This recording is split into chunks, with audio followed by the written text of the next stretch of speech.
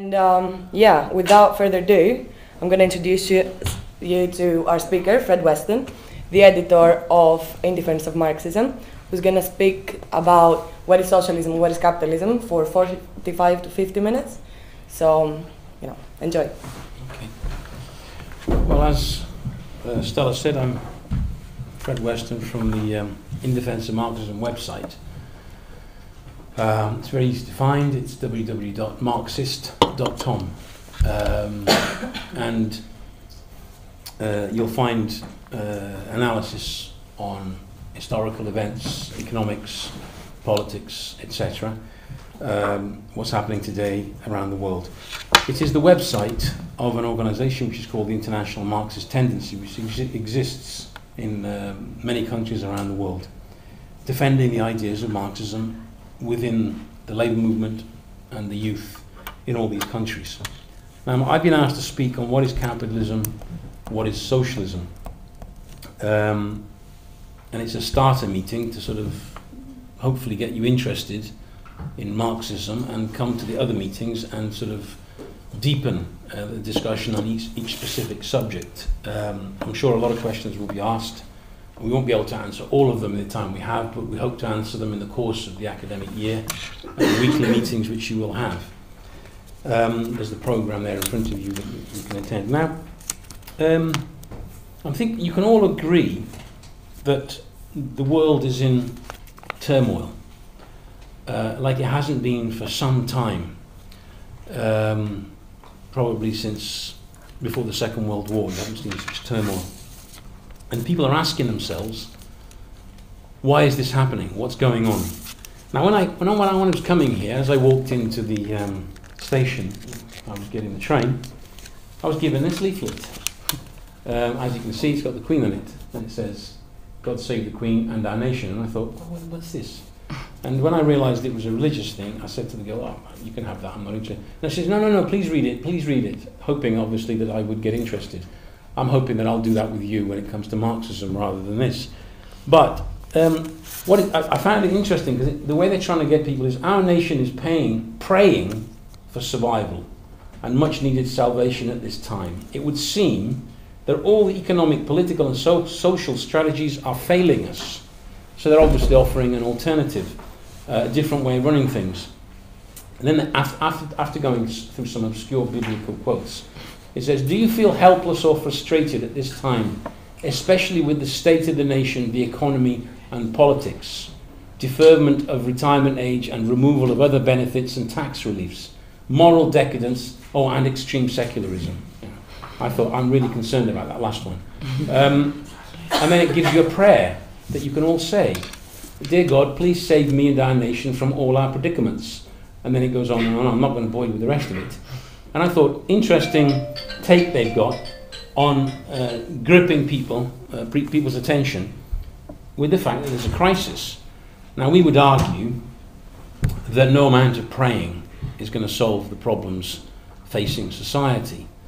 The war that is just this country has just voted to go to war again in Iraq and Syria, possibly. Where they'll be doing a lot of bombing and a lot of destroying of the weapons that they use. Each tomahawk costs millions. And what caught me today as I came past the newsstand was the Daily Mirror, because most of the papers are just saying, well, the MPs have voted to go to war. The Daily Mirror had an interesting one. Back to war, it's going to cost £3 billion. I thought, just a minute, as I came over, I worked it out. I thought, how many student fees could you pay with that? I can't remember what I did. I worked it out at 9,000 a year for 4 years, and I worked out that it would pay for 85,000 students' university fees. So when they say there isn't money to pay for the fees, they're lying, because they have. What they're saying is they have different priorities, and it's more important.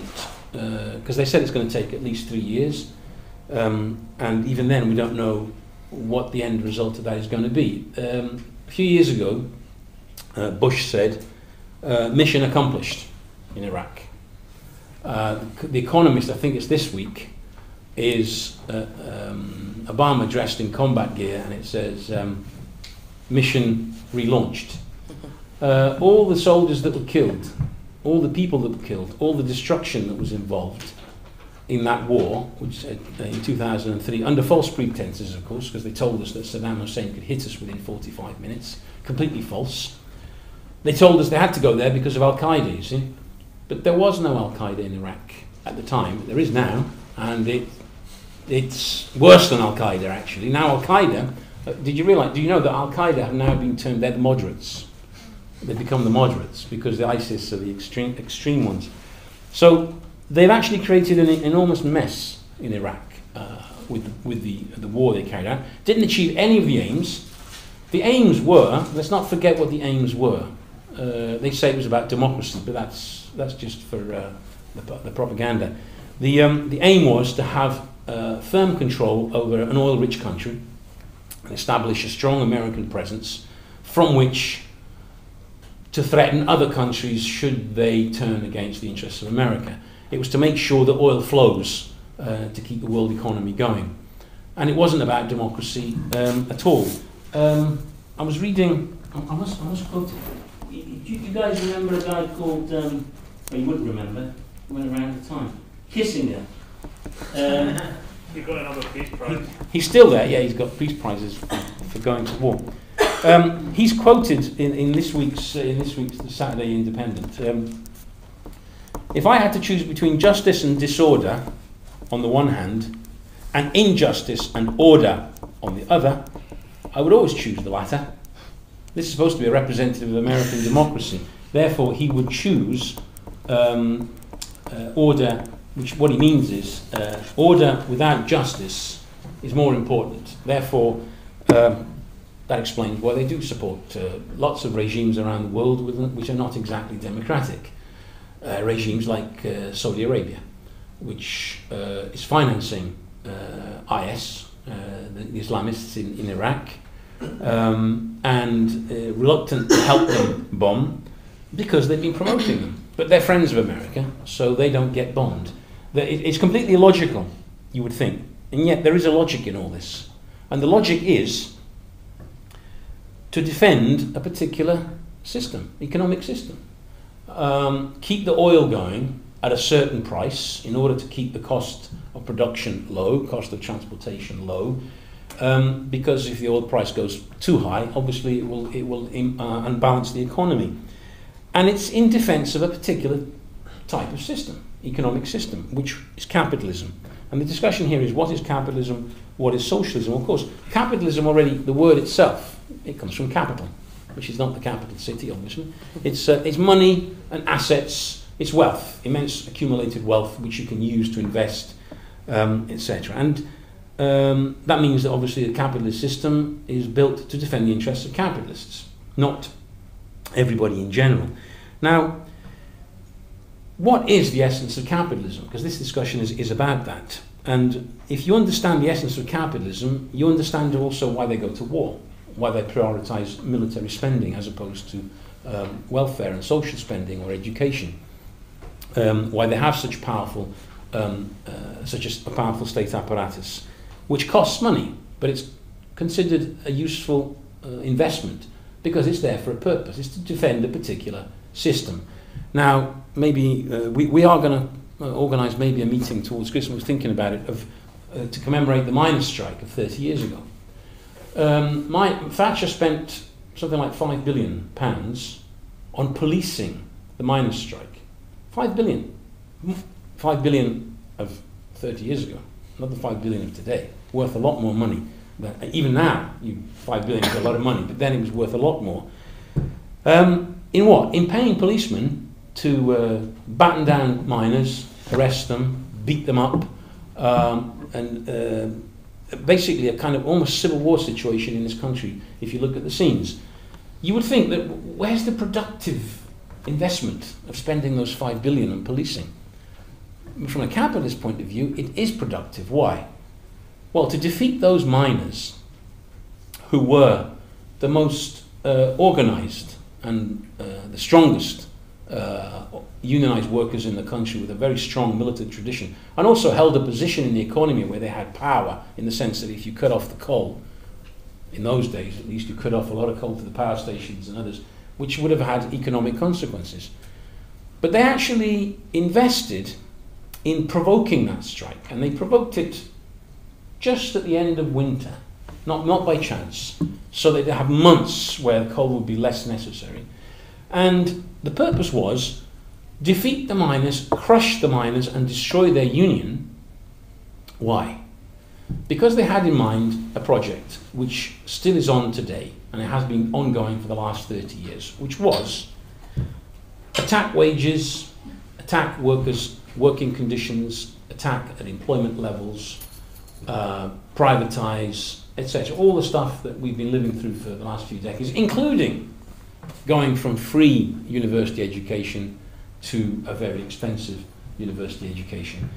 In the long run, that meant that they would save far more than 5 billion over the years because of the cut in real wages over such a long time. And the point is this: why do they spend such energy in basically what comes down to increasing the pace of work, the rhythm of work in the workplaces, increasing productivity, i.e. squeezing out more value from every worker, and lowering real wages? It's not a question of looking at the nominal wages, because nominal wages, generally speaking, go up.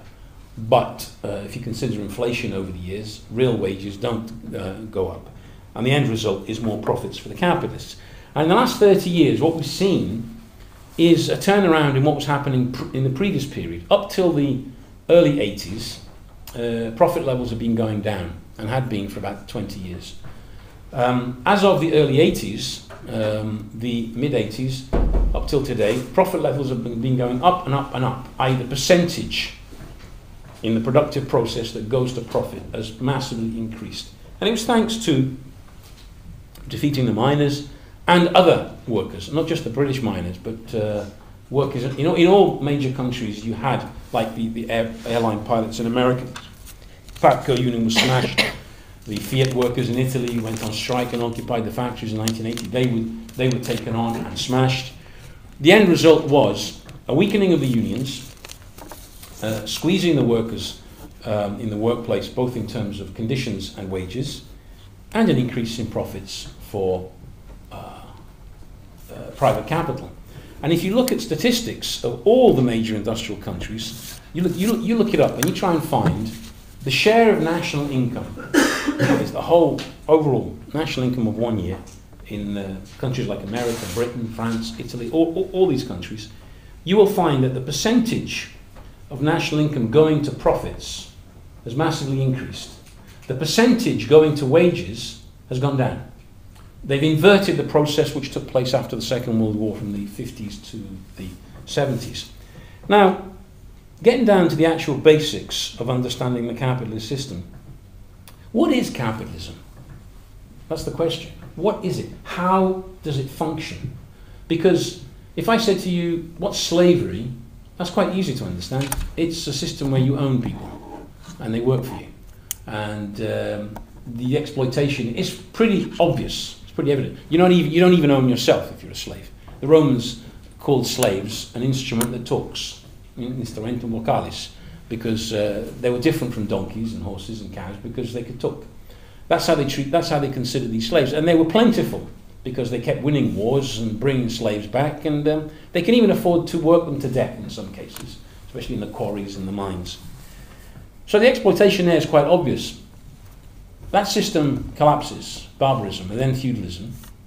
And feudalism, again, if you've all done the school lessons where they teach you the basics of feudalism, we all know what it was. It was you worked 6 days a week, 1 day off.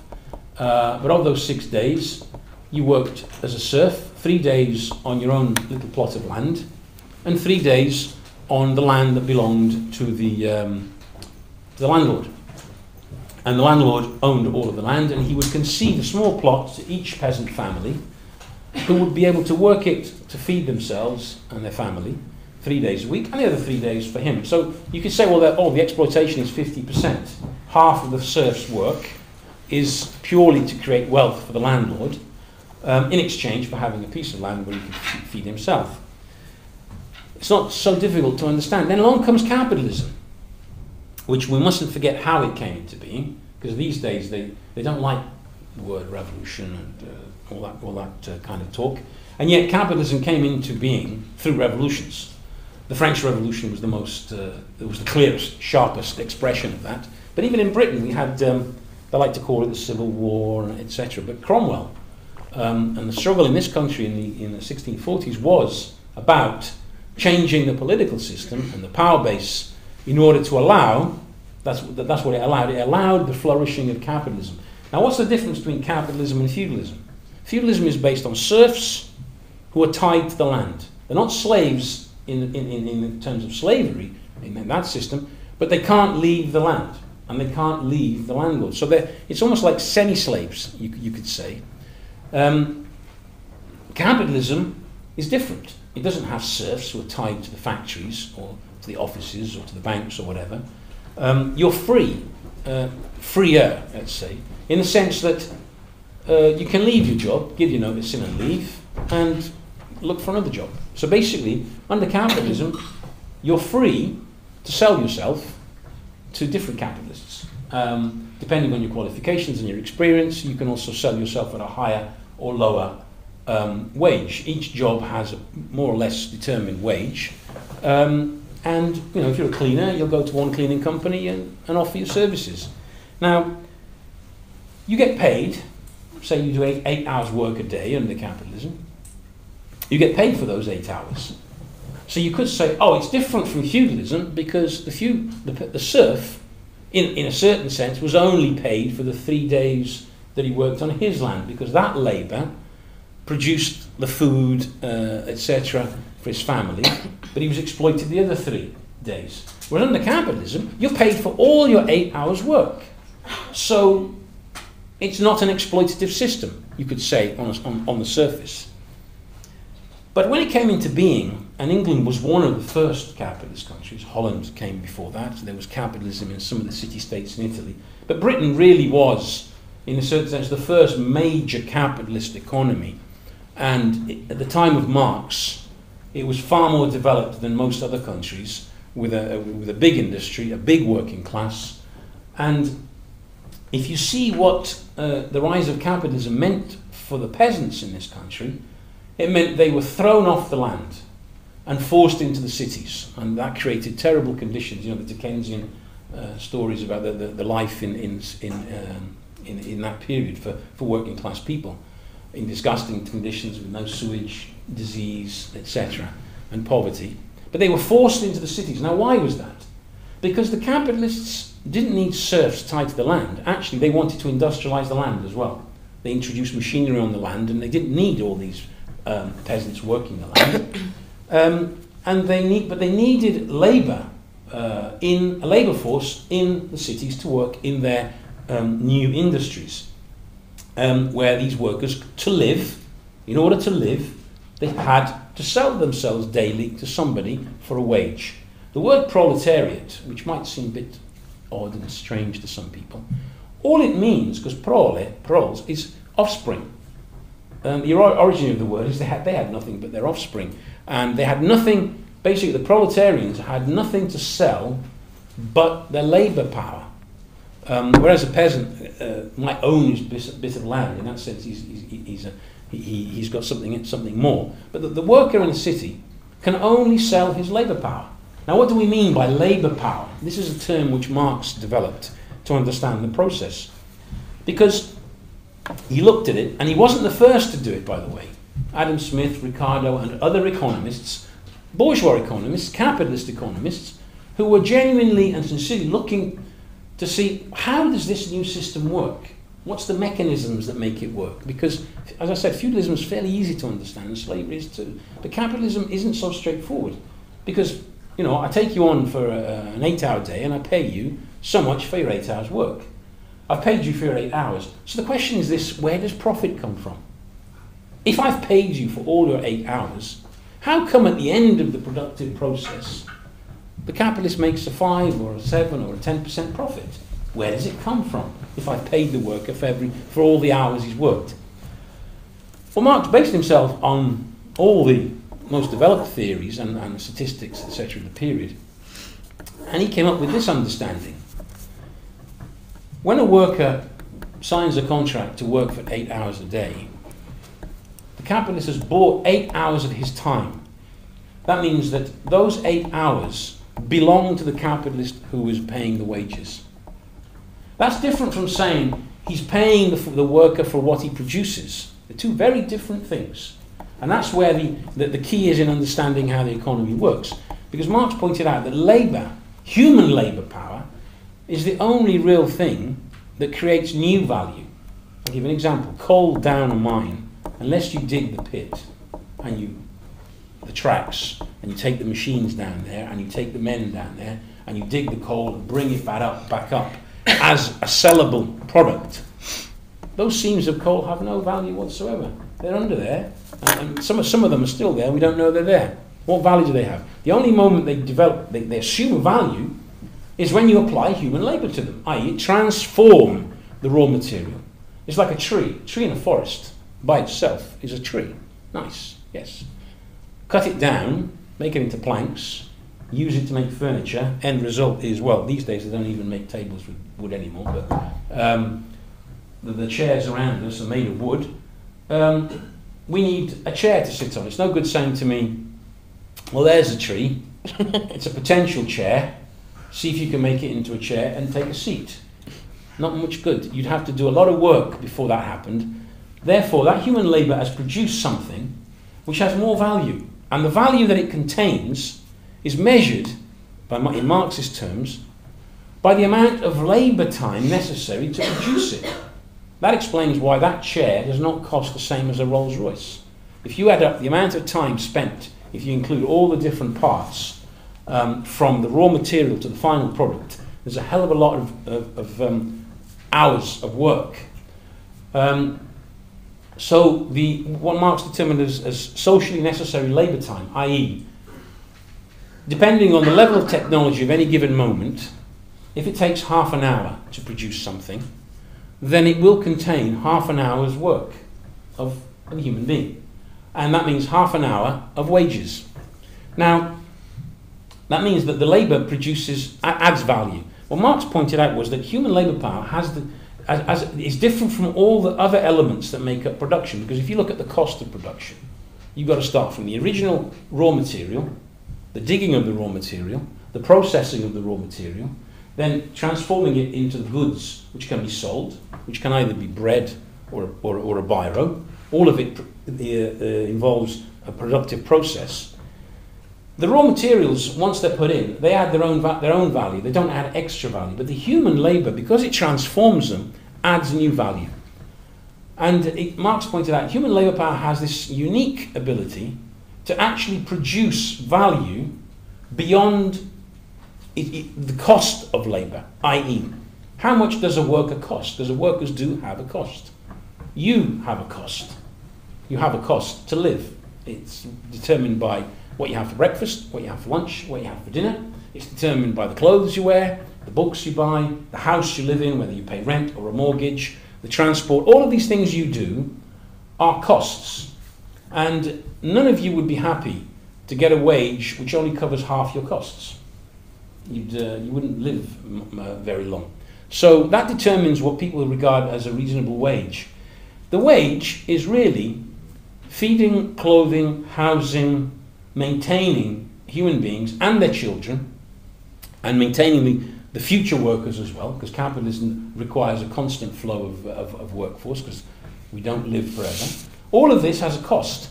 But labour, the labour power, produces a value beyond that cost. What Marx pointed out was, if you look at the process, and to simplify it, there's a working day of 8 hours.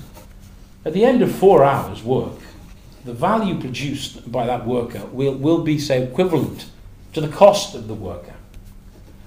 But I can guarantee you that if you go to work for any employer and you say, I'm a Marxist and it's 12 o'clock and I've done my 4 hours of producing my value, i.e. what I need to live off, and therefore I'm clocking off and going home. capitalist says, oh, no, sorry. That's not what it says in the contract. Forget Marx. What it says in the contract is you have to work from 8 o'clock till 4 o'clock. 8 hours. So I've bought your 8 hours, not what you produce. Everything you produce is mine because I've bought the labour power that produces those goods. So I paid you. Now, what does that mean? Well, at the end of the 8 hours, the worker in the 4 hours has produced his wages. In the other 4 hours, he's produced value that's for the capitalist, and the profit comes from there. Because there is, in every product, human labour, which determines the value. But this is where we start to get close to the contradiction of capitalism, i.e., a worker produces value in 8 hours, but is only paid in wages what is determined prior to that, say £10 an hour, £80 for that day's work. But the worker has produced £80 of value at the end of the 4 hours. That means at the end of the 8 hours he's produced £160 in value. Well, there's another £80 there. They're not his, because his labour time was bought. He sold his labour time. Now the question is this: if the worker is producing that amount of value, let's abstract ourselves away from the single worker and look at the millions of workers in the national economy or even in the global economy. All workers are producing value beyond what they earn. Otherwise, why would a capitalist employ anybody?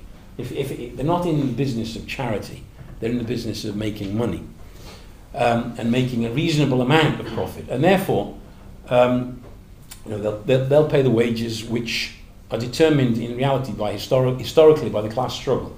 Unions fighting for better wages, bosses resisting. At the end of the day, they make a deal, and usually it ends up with what is considered a reasonable, acceptable living wage. But there's a constant struggle for that. What I said about the miners, defeating the miners was a long-term aim, was reduce the cost of labour everywhere by weakening the unions and therefore being able to squeeze down on the workers. The capitalists are fully aware that their system works like this, and they're fully conscious of the fact that Marx was right. The reason being, they know they know where their money comes from. They're not stupid. And it's interesting to see how in the last few years, especially since 2008, if you go to pre-2008, all the propaganda was Marxism, a thing of the past, dead. By the way, they've been declaring Marxism dead ever since Marx died. And it's curious how you have to keep declaring that it's dead. Now, we don't have to keep declaring that feudalism is dead, do we? Because I don't think anybody has any doubts about the fact that feudalism is dead and gone. Slavery is dead, although in some countries there's still elements of it, but at least here it isn't. And yet Marxism, they keep saying it's dead. It's dead, it's finished, it's not good. The reason being is because the analysis which Marx provided explains what's happening today. And that's why they don't like it, because Marx didn't just analyse capitalism, because very often you'll see in the articles, they'll say, and The Economist has done this several times, on this specific point Marx was right, you know, and I'm thinking, on this specific point, yeah, but you said in another article on that other specific point, and there's at least 3 or 4 points on which he was right. And some of them go as far as to say, he had an insight on economic matters, very interesting analysis, and but his political conclusions are very wrong. I.e., because Marx pointed out the contradictions of capitalism lead to class struggle. And capitalism is not the final product of human development. It's a phase in the development of humanity, just as feudalism was and slavery was. And inevitably it will come to an end, and it will have to give room to another system based on a different way of producing. Now, when you are the capitalist class leading a revolution like in 1640 or 1789, you're very revolutionary against the aristocracy, or even then they weren't that revolutionary if you read the actual histories, but at least they led a revolution. Nowadays they don't like the word revolution. Why? Because once they're in power and they're a privileged elite with billions and millions in their pockets, the idea of revolution doesn't appeal to them anymore, because it would be against them this time. So they spend all the time in their propaganda denying Marx. But they keep burying him, and I'm thinking, well, if you keep burying him, it means he keeps coming back to life. And in 2008, when the crisis hit, we had the banking crisis, and we had many banks on the verge of collapse, suddenly you started Newsnight. I don't know if you've seen it in the last few years. Newsnight, a whole program dedicated to Marx was right, or was Marx right? Even more frightening, because then the answer comes. And several programs about capitalism and Marx and Marxism, and quoting what he said, and it seems to describe what's happening all of a sudden, what's happening in 2008.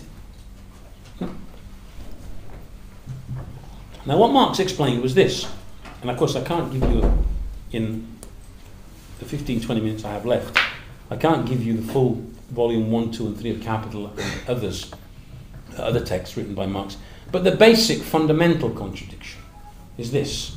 Going back to the theory, a worker produces more value than he receives in wages, but that value, to be realised, has to be sold. The capitalist has to sell all of the products to make the maximum profit, because the profit is only realised at the moment of selling. It's no good saying, I've produced all these cars, but nobody wants to buy them. You know what happens? You go bankrupt in a situation like that. So they've got to keep selling. Now, considering that the overwhelming majority of the population, especially in the advanced countries, works for a wage, because they say that there's this myth the working class doesn't exist, but it's so false. Because in this country, at least 75% of the workforce is wage labour, i.e. they work for a contract and they work for somebody.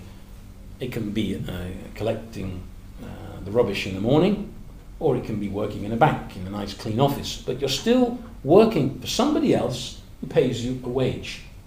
And the reason they do it is because you're producing profits for them. Now, that means that all this value which is produced, the sum total of all the goods, from bread to computers to cars, has to be sold. And who has it got to be sold to?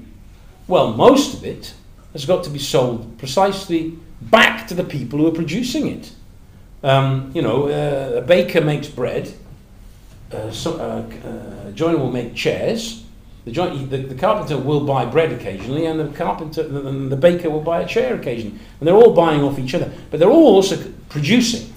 Now, if you add the sum total of the value in an economy, and you take away the wages, you'll see that there's quite a difference between the value of the wages and the value of the goods that are produced. How do you sell all the goods if the workers are not receiving wages which correspond to the actual value of what they produce? That is actually at the heart of the crisis of a capitalist system. Now, if that were the case, or if that is the case, you can say, well, why is it the system isn't always in crisis? Why is it that it took decades for the 2008 crisis to emerge? Capitalism has many ways of getting around its contradictions. One of them is imperialism. The rise of capitalism also led to the rise of the big empires. The British Empire, the French, the Germans had a little bit, the Belgians had a bit, the Italians came a bit late, they got Libya when the Ottoman Empire collapsed. But they were all grabbing colonies. The Spanish even earlier than that, they had Latin America. But in general, what was the purpose of imperialism? Well, it was to dominate and control countries that had raw materials which they could grab cheaply. If you dominate them militarily, which is what an empire is, you have control over the resources, and you're literally stealing the raw materials from the people who live there by force. By military occupation. That reduces the cost of production. Why? Well, if you've got cheaper raw materials, obviously you're reducing the cost of production. But it's not enough. Why? Well, if the French are doing it, and the British are doing it, and the Belgians are doing it, and the Dutch are doing it, they're all doing it. They've all got access to one or other raw material, which is cheapening the goods, and they're competing with each other, and that's the essence of capitalism, to compete. And competition means you've got to try and sell more than others. That's the way you increase your profits, because you're not in a market which is just for yourself. There's different operators there, different producers, all competing with each other to try and sell more. The only way you can sell more is to produce more cheaply and to produce better. Obviously, there's different levels of markets. If you've got a lot of money, you're going to buy the best computer.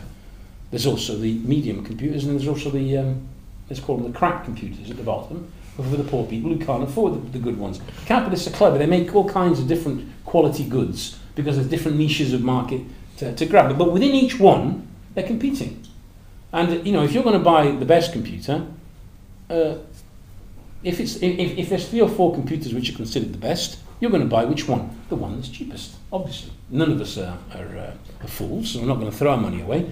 And therefore, that is constantly pushing the capitalists to reduce, to try and reduce the price to be competitive. To do it, you've got to cut the cost of production. And there's the one element, the variable element, because you know, you buy coal, you buy it off another capitalist. He's not going to say to you, "Oh, you can have it cheaply because I'm your friend." No, this costs me so much to produce, and I'm going to make a profit from it. There's one element which is labour. The cost of labour, i.e. wages. That's where the struggle takes place constantly throughout history. That's why you have these struggles, you have strikes and unions developing, because the workers collectively try and struggle for a better wage, and the capitalists are struggling to reduce those wages.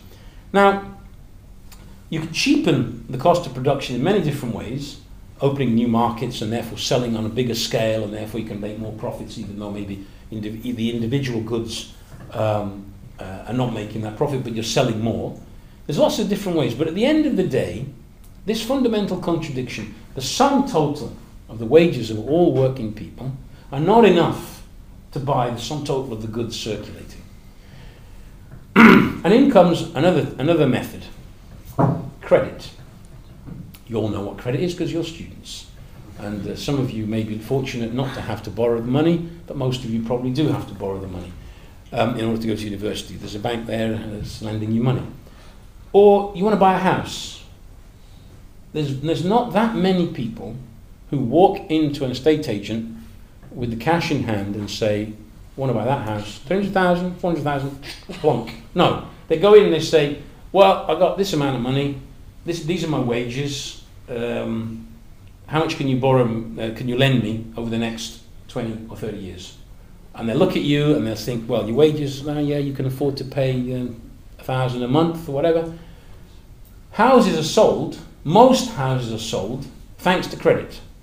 Can you imagine a worker who says, no, I'm not going to borrow the money, I'm going to save. I'm going to save £400,000 to buy the average priced house in London. How long would it take a worker to save £400,000 simply by working and putting it away a little bit? Oh, there's the detail. He's got to live somewhere in the meantime, so he's got to pay the rent. And the rent in London, you all know, is very expensive. Therefore, he would be dead before he saves the money to buy that house. But many workers do buy houses. They're getting a mortgage. The banks come in and they say, "Here's the money to buy the house."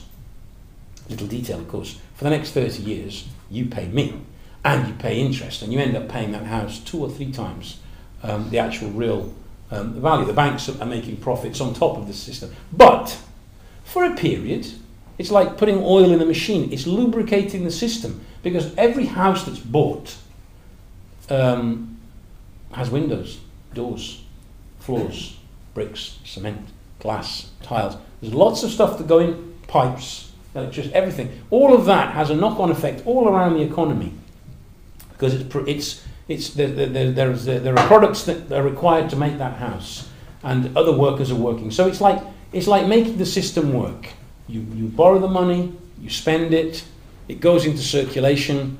The guy who's built the house sells it, makes a profit, goes off and builds it. In the meantime, he's paying a lot of other workers who are also then getting money and spending, and it just has a knock-on effect, and the whole system keeps working.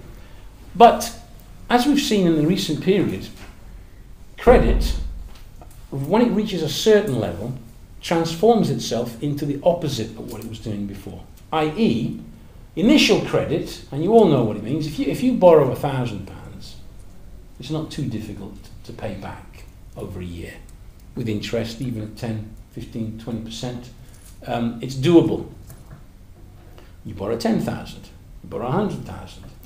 Once you start hitting 2, 3, 400,000, you get to a point where a lot of families literally can no longer pay, especially if the wages are being squeezed, jobs are not available.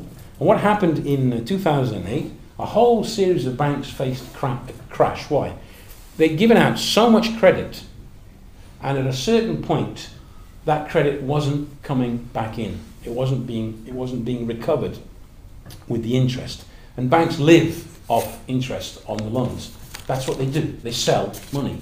You know, money has a price too. It's called the interest rate. And that credit for a period can solve that fundamental contradiction. How? Well, the money that the worker does not have to buy goods is made up with loans. And today it's not just houses and cars. Cars also, usually most people buy a car by paying a deposit, and then 2, 3, 4, 5 years they pay monthly installments. Again, costing them more than the price of the car, but they get a car at the end of it, and the workers who produce the car are in a job. At a certain point, the credit reaches a level which starts to become unpayable. And also the banking system has a tendency to put out as much credit as possible, because that's how they make profit. A number of times I've been to my bank, you know, and you go there and they say, "Oh, Mr. Have you got a few minutes to spare?" And I say, I thought, "Oh, what have I done? Something wrong. There's something wrong with my account." She's looking at the computer. I'm trying to see what it says. And she says, I says, "Yeah, okay. I'd like to talk to an advisor." And you go and talk to them, and they say, "Are you interested in a loan?" And I'm going, "No, not really. I don't want to get into more debt." And then I tried it with one of them. I said, "Well, how much would it cost to borrow 2,000? "Oh, no, it can't only be 2,000. It has to be at least 7,000. I'm thinking, this has gone crazy. What? 7,000? Think about it. The interest they'd get back on that. They're making money. They're making money out of lending money. The capitalist system reaches a point. There was a formula that Marx pointed to, a very simple one, what he calls it M. You go from M, which is money, through C, which is a commodity, and you end up at the other end with M/1, i.e., this money, by going through the process of producing commodities, at the end produces a bigger amount of money. That's the classic formula that the capitalists like to look at. But there's a tendency, and it's a growing tendency over the past few decades, for capitalists to want to go from M to M1 without going through C, i.e. without producing commodities. That's called the banking and finance sector, and that's what they literally do. They actually don't produce. Although they play a role, capitalists will borrow money from a bank on the basis that what I'm going to produce is going to give me a 10% profit. The interest on the loan is 5%. Doable. Bank makes 5%. I make 5%. And it works. And also working people borrow. And they use credit cards, mortgages, loans, etc. But once it reaches beyond a certain level, no matter how low the interest rate is, it reaches the point where it becomes very difficult to pay that back. And that's what happened in 2008. It started off with a subprime in America, and it spread around the world, and some banks did disappear. And it comes back to the basic contradiction. Credit plays the role of, let's say, plugging that gap between total wages and total value of circulation, but it comes at a price. They don't give you £100 and then say, "Give me £100 back." It's not your uncle lending you a bit of money. They'll say, "Yeah, £100, but it comes with 10% interest, so you've got to give 110 in the first year." That is a fundamental contradiction in the system, which is at the heart of the crisis of the system. And what has happened since then is the state had to step in, otherwise the banks would have collapsed. Now, if you look at the propaganda of the last few years, it's all been about the state must be squeezed out of the economy. The state must only run things like government and laws and police, etc., but nothing to do with the economy. We must privatise as much as possible. In fact, privatise everything, including the National Health Service. There was a time when the railways were public, they privatised them, to put them in the hands of private operators to make profit. But then as soon as their banking system faces collapse, who do they turn to for help? The terrible state. The state, which makes its money through taxation. Mainly from from the taxes on workers' wages, because the bulk of taxes are paid by working people. So they took this money. Well, they didn't take this money, because what the government did is this. They covered the debt of the banks, and then the debt of the state massively increased as a consequence. It was already high, but it massively increased as a consequence of bailing out the banks. And then what did they do? They turned to the people of Britain, of Italy, of France, in all countries, and they said, we can't afford this level of public spending. This is very bad economics. Not good. Got to be cut. Where? Not the money they give to the banks. No, that's not going to be cut. What's got to be cut? Oh, well, we've got to increase university fees. They used to be 3,000. We'll knock them up to 9,000 and get a bit more money. Although there's a problem there, because it's money they have to lend and then get back. But hospitals, they're cutting down on staff. I don't know if you've had to call an ambulance, or know anybody that had to call an ambulance lately, but the amount of time you wait for an ambulance nowadays is longer. I can guarantee you that. I had an experience with my daughter. She had a bit of a fit. I didn't know what was going on. I called the ambulance. It didn't come. They asked me for my phone number, and then they ring back. How's your daughter? She's still got it. She's a little bit better. Yeah, we haven't got an ambulance to send you. They're checking how critical it is before they send it. End result, they never sent one. She got better by herself after a few hours, and that was it. Other people I've spoken to have waited for hours. The people working in the ambulance do a marvellous job. They're under enormous pressure, but there's not enough of them, and they're cutting on that. Another concrete example of mine, I got a little boy of 4. I took him to reception, and I've been going there for every day doing the 10-minute read the book with your little kid session. And then they called us after a week into a meeting of the parents for half an hour to tell us, how to read the book at home, and these are the books we're going to send. And one little thing that struck me was that one of the teachers said, considering staff shortages these days, we're asking you to help more to teach to read. And I was thinking, I don't have a problem with that. I've always read books to my kids. But what about the woman there in the veil who doesn't speak English? Because they're women, or that woman over there who's East European who doesn't speak English. How is she going to read a book to her kids? And what about if you go into some parts of cities where there's a very underprivileged layer of society, where people find it difficult to read, literally. They're being asked to help. What it means is those at the bottom of the ladder are being hit the hardest in this situation. That is what is happening. Why? Because of shortages of staff. The teachers, marvellous. They work very hard. But there's not enough of them. It's starting to hit you. The reality of what's being done is starting to be seen clearly in shortages in staff in hospitals, closure of emergency, A&E. Where I live, they closed one, and it meant people in that area will have to travel an extra 6 miles to an accident emergency. Do you know what that literally means? That some people will die. Because in some cases, it literally is the time they get you to hospital and get you the care you need, whether you're going to survive that attack or that fit or not. So they're literally creating a situation where people are suffering to this degree. This is only the beginning. It's only the beginning of a process, but it's ongoing. And if you look at what the governments say, it's all constantly, every year, it's about cutting spending. Why? Because of the huge debt the state has accumulated. What happened basically was this: that enormous credit, which became a massive bubble, a massive mountain of debt in the private sector, i.e. in the banks and with the individuals, was transferred to the state. The banks were covered because they had this money injected into them, and the government ended up taking this burden of massive debt.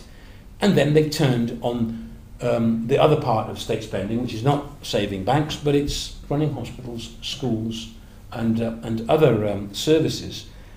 And it's getting worse. Now, what effect does that have on the economy as a whole? Well, you see, if you reduce staff in hospital, if you reduce the teaching staff, if you reduce services, they're jobs. And jobs are people with wages. And if you remove them, you're reducing people's purchasing power. So what's happening now is the opposite to what happened in the period of upswing of capitalism. It's going in the other direction. It's the downswing. And it continues because the massive interest that they have to pay as well is eating into the ability of governments to finance real services. You see, paying interest doesn't, in and of itself, doesn't pay for jobs.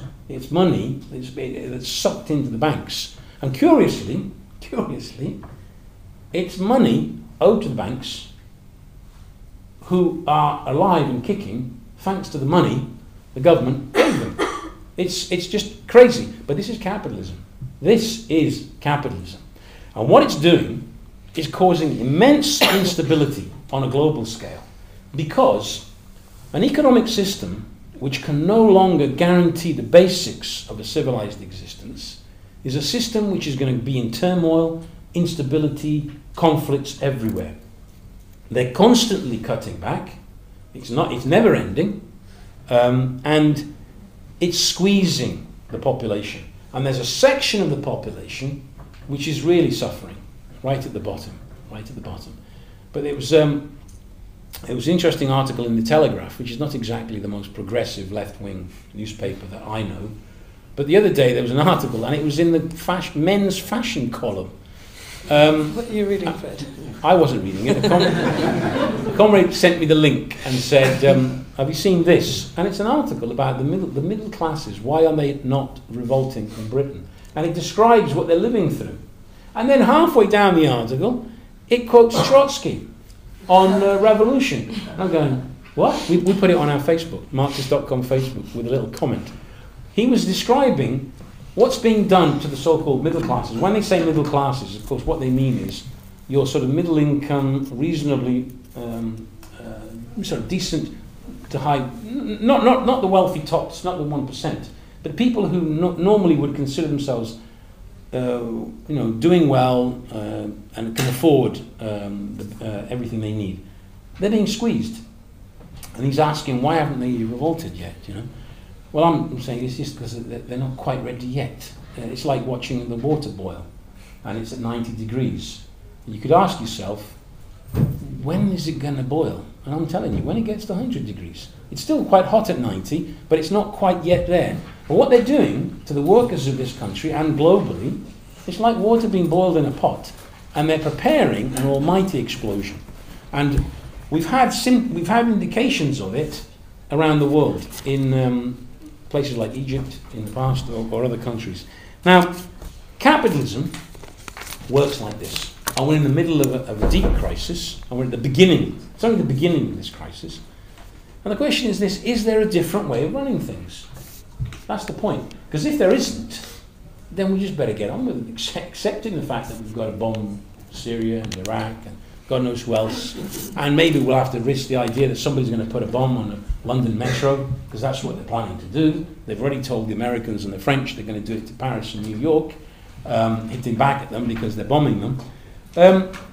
All this is produced by capitalism. I'm thinking, £3 billion to bomb. Now, if you consider what they spent in the past bombing Iraq, all those billions and billions which they spent, they talk about winning the hearts and minds. If they'd used those resources, not to bomb, but to send people there to build hospitals, train nurses, schools, decent roads, decent housing, with all that money they could have done it. I tell you, Iraq would be quite a stable place, where Sunnis and Shias and Kurds would be thinking, well, it's not too bad, this. Good hospitals, good roads and everything. We're doing okay. Usually, when an economy's sort of growing and expanding and people feel that there's an improvement in the situation, then there's a kind of political stability established. When a social economic system ceases to move forward like that, and that's the point that Marx made, when an economic system ceases to develop the productive forces, is what he said, i.e. to move forward in a progressive manner, then revolution is being prepared. And a revolution is not tomorrow morning all on the barricades, but a period in which people start to question what's going on. Who would have imagined the Scottish people almost breaking from the Union 50 years ago? Nobody. It would have been unthinkable. Scotland? No. No. That's not going to happen. It almost did. And why?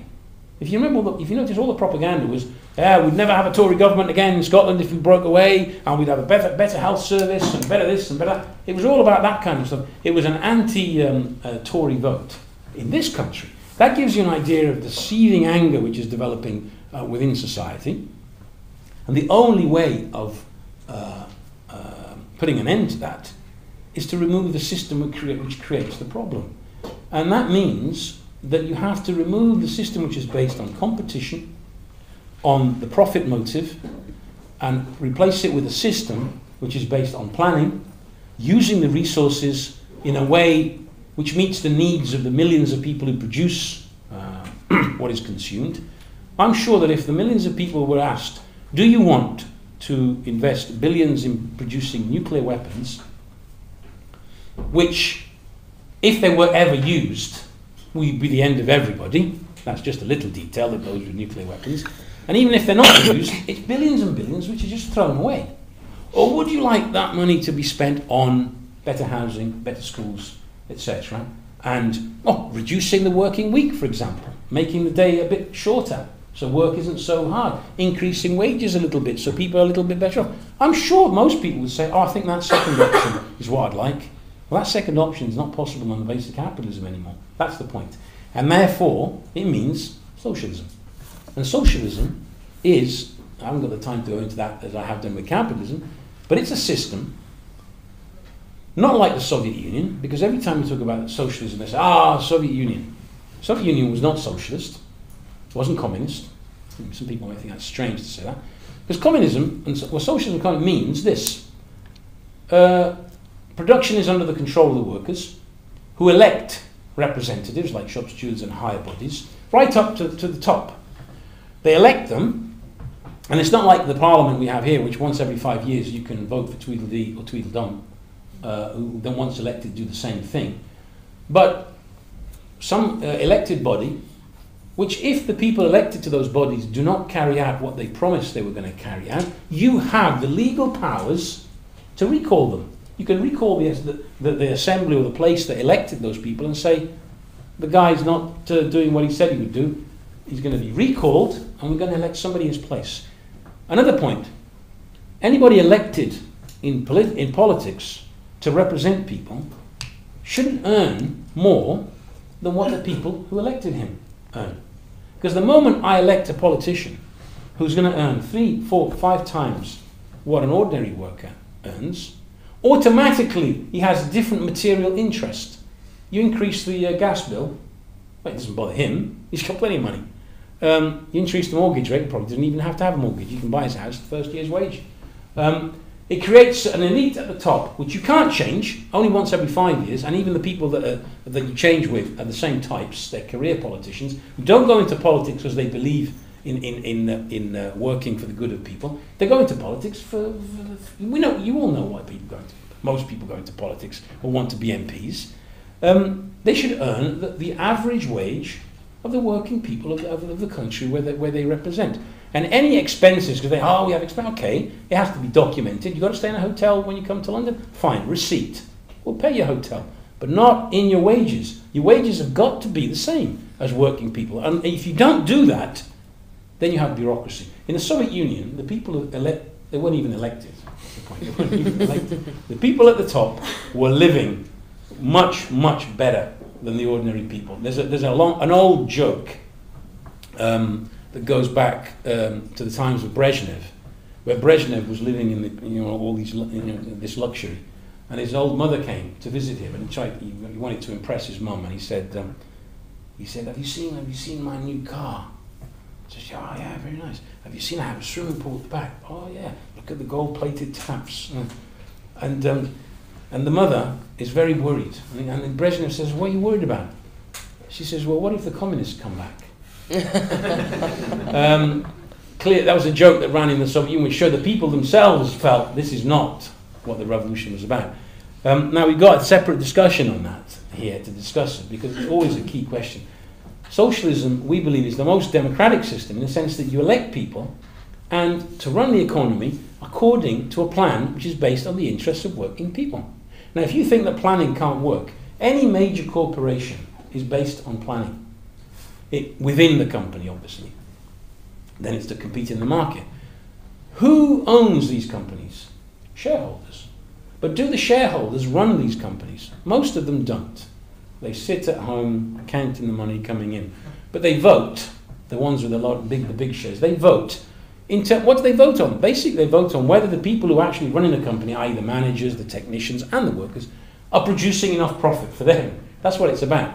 Under socialism, you can have companies which will run as part of a plan, but it wouldn't be the shareholders who own the shares. It would be the mass of the working people in a democratic system which would decide whether they were applying the policy which was discussed and voted on. That's the essence of a socialist system, where you remove that fundamental contradiction where there's that huge amount of value which is not going into the pockets of the working people, and it creates that contradiction. Now, we're not saying that all the profits are going to be given back to the workers. That's not what socialism is. Some people think that's how it would work. No. But those profits, which are always going to exist because we're always going to produce more than we can consume, but we're going to use it what? For housing. Social housing, good schools, and all the rest of it. All the services that would make for a civilized existence has to be done collectively. That would be socialism. And we believe, as Marxists, that once you achieve that, there's immense opportunities in front of us. And in the end, you might think this is strange to hear, what Marxists are fighting for is not the working class being in power. That's an initial stage. It's about abolishing the working class. I.e., we don't have to have miners going down the pits digging the coal, because we have such a level of technology and machinery that robots can do it. We don't have to have all this back-breaking work because we have the technology to do it.